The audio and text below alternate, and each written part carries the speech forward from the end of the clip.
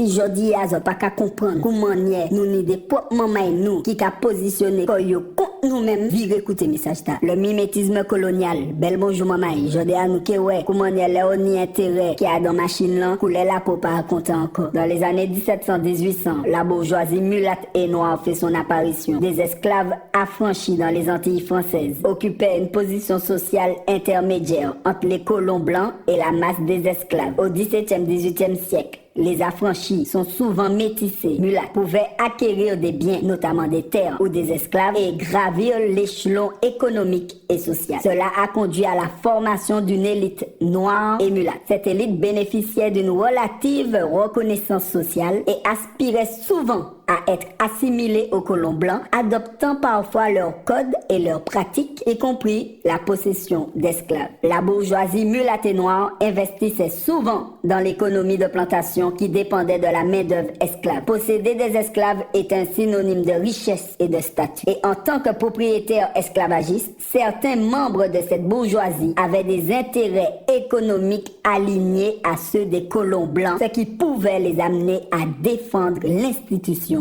esclavagiste. Entre soutien et opposition, certains membres de cette élite ont activement milité pour les droits des affranchis et l'abolition de l'esclave. Cependant, d'autres craignaient que l'abolition ne bouleverse leur statut social et économique. Leur position était parfois dictée par la peur de perdre leurs privilèges durement acquis dans une société fondée sur la hiérarchie raciale. La bourgeoisie mulatte et noire a parfois intériorisé les valeurs et les aspirations des colons blancs, ce qui a pu freiner leur engagement en faveur des esclaves. Phénomène est connu sous le nom de mimétisme colonial. Il est important de ne pas généraliser. De nombreux mulattes et noirs libres ont aussi participé au mouvement abolitionniste et à la résistance face à l'oppression coloniale. Des figures comme Louis Delgrès ou Solitude incarnent cette lutte pour la liberté.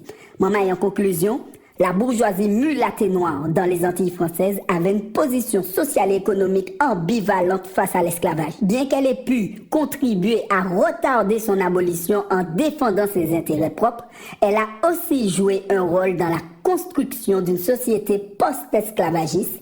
Cette dynamique souligne la complexité des rapports de la classe et de race dans la colonie française. Maman, en résumé, si jodi a zot pas qu'à comprendre comment nous ni des propres maman nous qui a positionné koyo contre nous-mêmes, vire écouter message ta.